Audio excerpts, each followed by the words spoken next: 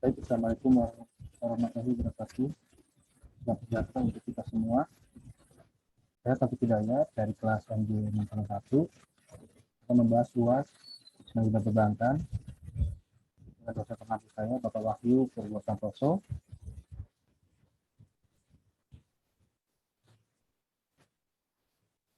Pembahasan kasus selanjutnya deposit 110 miliar, nasabah menduga ada pemufakatan jahat di BNI. Apa yang saya akan bahas, yang pertama, identifikasi masalah, yang kedua, pembahasan, yang ketiga, faktor yang mempengaruhi, dan keempat, kesimpulan.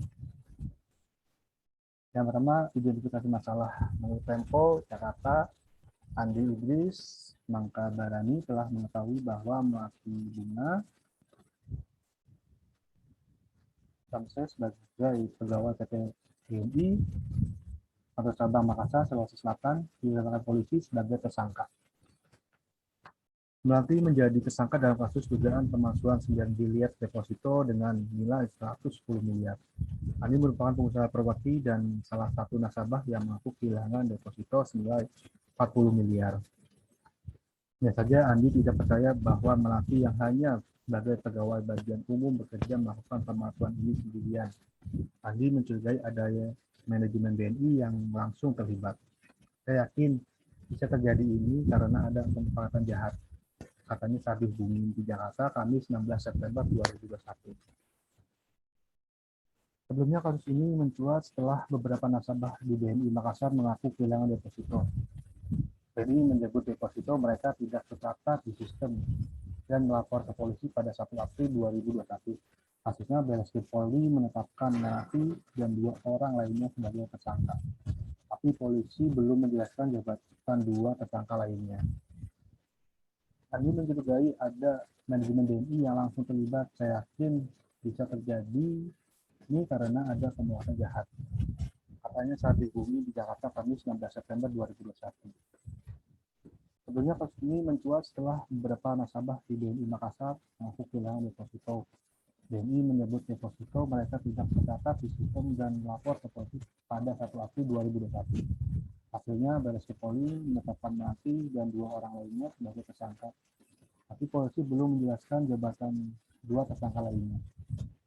Jadi kemudian bercerita bahwa dirinya telah puluhan tahun menjadi nasabah BNI.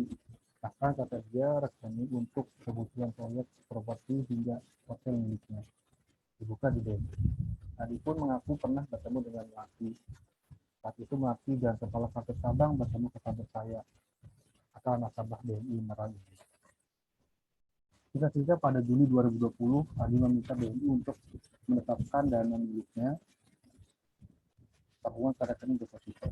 Adi tidak menjelaskan apakah bunga yang tinggi yang ditawarkan menjadi salah satu alasan untuk membuka rekening deposito. Dia hanya menyebut bahwa kondisi ekonomi yang belum pulih menjadi alasan dirinya menetapkan dana tersebut di deposito. Artinya, kata Andi, ia sama sekali tidak mentransfer dana baru dari bank lain ke rekening deposito tersebut. Ia hanya meminta pihak bank untuk memindahkan dana miliknya yang sudah ada di BNI ke rekening deposito. Sampai akhirnya pada Februari 2021, Andi tidak bisa mencairkan deposito nilai 40 miliar miliknya untuk keperluan bisnis. BNI Pusat turun tangan dan menyampaikan laporan ke Barreskrim Polri pada 1 April 2021. Andi ikut diperiksa oleh penyidik Barreskrim sebagai saksi. Setelah itu barulah Barreskrim menetapkan Melati sebagai tersangka. Hal inilah yang membuat Andi curiga sebab tidak mungkin Melati yang hanya pegawai bagian umum bisa mengikuti perpindahan dana miliaran ke rekening bodong tersebut sendirian. Dia tak biasa, tapi ada yang lebih gede yang memainkannya, kata Andi dari mantan Wakapolri Komisaris Jenderal Pun Yusuf Manggabarani ini. Masalahnya BNI menemukan kejanggalan dalam biliar deposito yang dikantongi Andi. Salah satunya seluruh biliar deposito hanya berupa cetakan hasil scan, bukan belangko resmi yang dikeluarkan bank. Seluruh biliar tidak ditekan pejabat bank yang sah, bahkan biliar atas nama data AAU perusahaan Andi pun nomor seri tidak tercatat jelas huruf tabur atau buram. Saat dikonfirmasi, Kuasa hukum BNI, Roni Heliganis, membenarkan bahwa Melati memang tidak bertindak sendirian. Dari hasil penyelidik polisi, kata Janis tersangka melakukan perbuatannya bersama pihak lain di luar BNI. Itu sebabnya BNI menggunakan pasal pencucian uang saat lapor ke polisi. Agar terbuka siapa saja orang di luar BNI yang mendapatkan manfaat dari perbuatan MBS, bunga atau mati bunga. Kata Janis saat dihubungi pada 16 September 2021. Akan tetapi Janis membantah tuntutan dari Andi yang menyebut BNI justru melindungi kepentingan nasabah BNI dengan segera melaporkan Barreskrim Polri pada April 2021. Kami membantah apabila ada pemufakatan jahat di dalam BNI. Berdasarkan hasil penyelidikan di polisi sampai saat ini, kata Janis tidak ada atasan Melati yang terlibat. MBS yang tersebut mati bertindak sendiri tanpa pengetahuan atasannya, kata dia. Janis membenarkan bahwa Andi adalah nasabah lama di BNI, tapi ia tetap berharap semua pihak untuk menghormati dan menunggu hasil penyelidikan dari polisi. Tanpa menghubungi kuasa hukum Melati, Dedi, dia tidak bersedia berkomentar soal status tersangka yang sekarang disandang oleh kliennya. Saya tidak punya kompetensi untuk menjawab itu, kata dia saat dihubungi pada 15 September 2021. Sebab Dedi menyebut dirinya hanya menjadi kuasa hukum dalam perkara perdata di Pengadilan Negeri Makassar. Kasus ini sedang berjalan di mana Melati dan BNI Makassar menjadi pihak tergugat. Yang ketiga adalah faktor mempengaruhi PT Bank BNI menemukan 4 kejanggalan dalam kasus pemalsuan 9 miliar deposito nasabah senilai 110 miliar di kantor cabang Makassar, Sulawesi Selatan.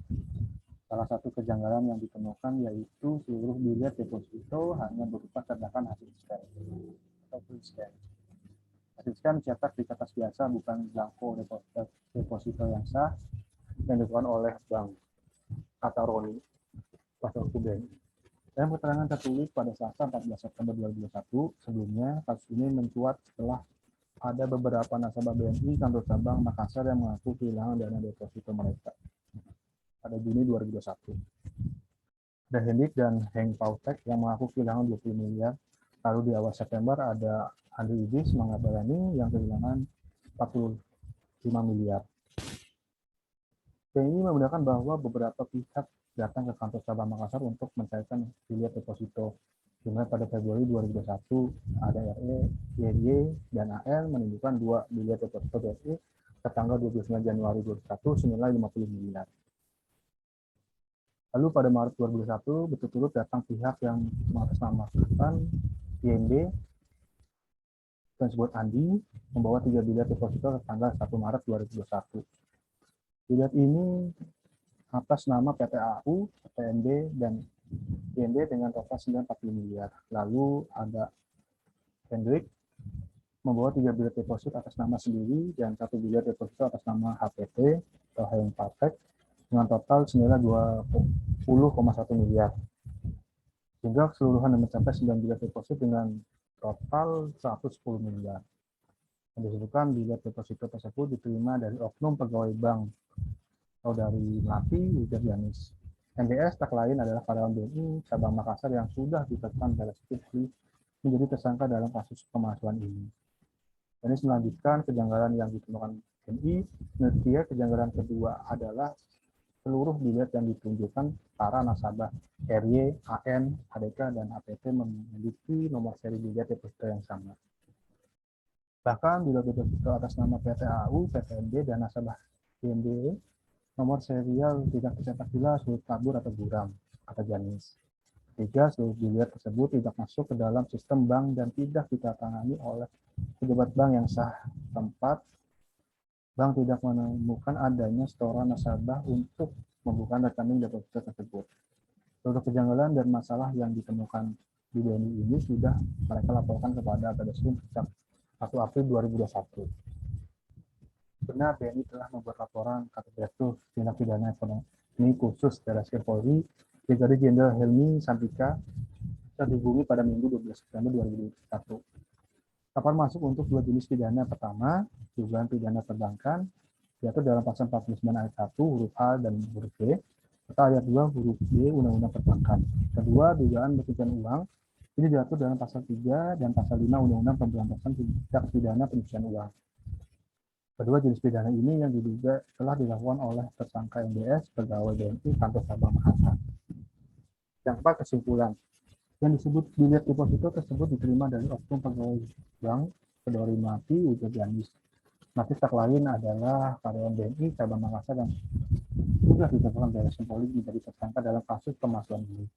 Ini melanjutkan kejanggalan yang ditemukan di BNI. Menurut dia, kejanggalan kedua adalah seluruh biliar yang ditunjukkan para nasabah RI, AN, RK, dan ATT memiliki nomor seri biliar deposito yang sama. Bahkan biliar deposito atas nama PT AU, PTNB, dan nasabah BNB nomor seri yang tidak jelas tabur atau buram tidak janis.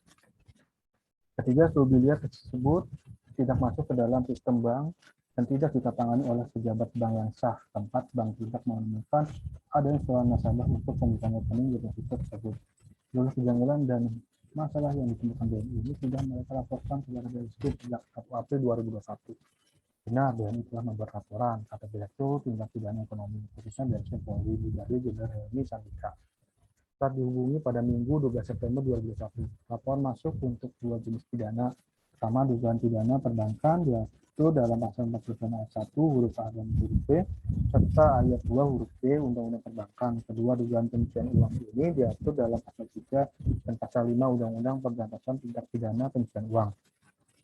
Kedua jenis pidana ini yang diduga telah dilakukan oleh tersangka MPS, pegawai BNI, kantor cabang Makassar. Itu ada rekomendasinya. Sekian dari saya. Wassalamualaikum warahmatullahi wabarakatuh. Terima kasih.